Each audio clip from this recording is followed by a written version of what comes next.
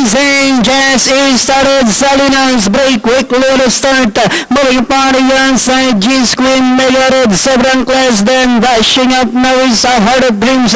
Real Excellence while Chicks to Chicks is the only trailer by about 10 lengths of the leader. And going along for the first turn we have Salinas. Moving party outside is Heart of Dreams. G's Queen is racing in third.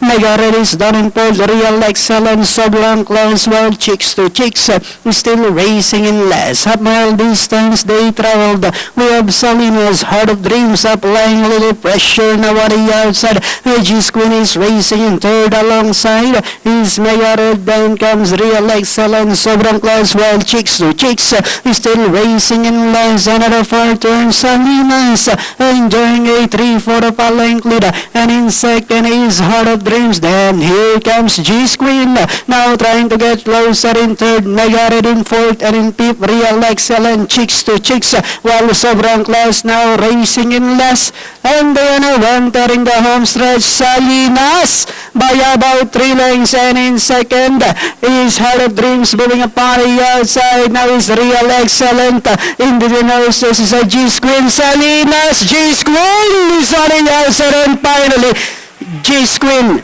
Salinas, Real Excellent, Mega Red.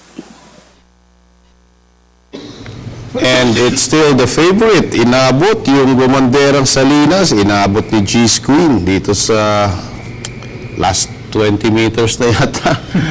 At yun ang naging storya. Ito race number 5, ang nakita natin datingan, 6, 2, 5, and 7. Panoorin natin sa instant replay. Ito ang race number 5. Ang bahaging ito